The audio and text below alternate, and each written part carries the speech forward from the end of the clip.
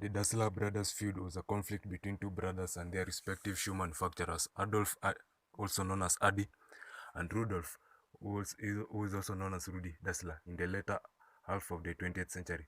Their feud led to the creation of Adidas and Puma, two of the biggest shoe manufacturing companies, and started a long-lasting rivalry between the two companies, reflecting rivalries between football clubs and a culture of animosity between Puma and Adidas employees that divided their hometown.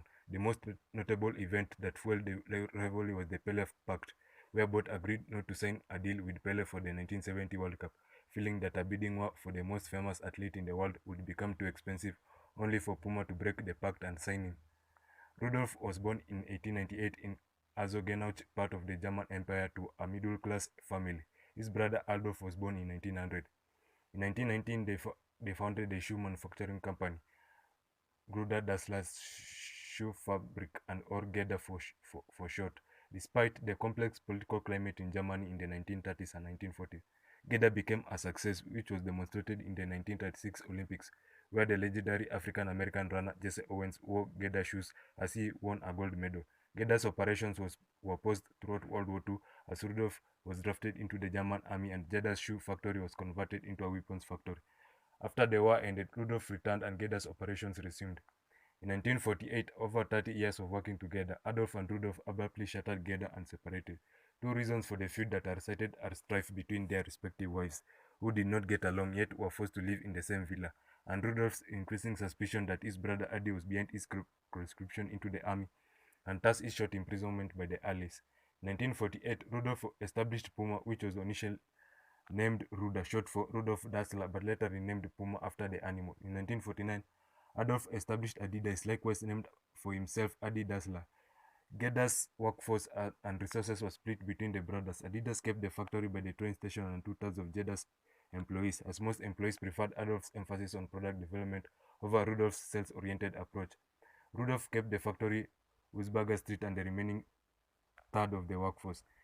In the following 3 decades, both Adidas and Puma rose to dominance and signed deals with athletes such as Muhammad Ali and Joe Frazier, Adidas, and members of the Brazilian national team Puma. Adidas introduced shoes customized for different sports and grew rapidly. Puma, driven by Rudolph's sophisticated sales approach, kept chasing Adidas throughout these decades. Rudolf died in 1974, followed by Adolf in 1978. The brothers were buried at opposite ends of Oxenage Cemetery. The river Oroch divides Oxenage. Puma's factory was to the south and Adidas' factory to the north. Puma and Adidas were the biggest employers there, and at least one person from each family worked for one of these companies. Employees of the two firms and their families avoided speaking to each other. They patronized separate bars, bakeries, and barber shops. From people's habit of looking at each other's shoes to see whether they were affiliated with Adidas or Puma. Oxenage got the nickname the town of the bent necks. The two biggest football clubs in Oxenage, SC Oxenage and ASV Oxenage, were sponsored by Puma and Adidas respectively. As a result, a strong sporting and personal rivalry formed between the players and fans of each of these teams. West Germany was allowed to participate in the 1954 World Cup, the first to be televised. Adidas and Puma worked to change the people's perception of their sporting brands and achieved international exposure. Since the rift between the West Germany's national team manager Sepp Abaga and Rudolf prevented Puma from sponsoring the West German national team, Adidas sponsored the team and supplied the kits and boots to its players. The West German team defeated the favorites Hungary and won its first World Cup. As a result, Adidas received positive international coverage. Adidas was able to get a hold in international shoe market and grow faster and become bigger than Puma. In the 1970 World Cup, Puma won the business battle. The most famous athlete in the world at that time was Brazilian footballer Pele, and prior to the tournament, the Dassler brothers agreed the Pele Pact, where neither company would sponsor Pele with the belief that a bidding war would become too expensive. Puma, however, would break the pact and pursuant to a sponsorship deal. Pele asked the referee to delay the start of Brazil's game against Peru so that he could tie his shoes, and thus all the cameras were focused on his Puma King boots.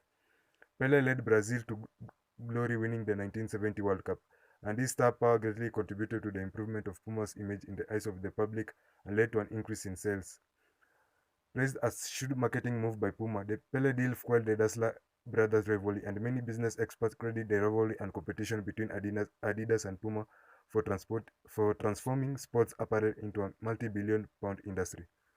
The breaking of the Pele Pact is featured in the Barbara Smith's book Sneaker Wars. The enemy brothers who founded Adidas and Puma and the family feud that forever changed the business of sports.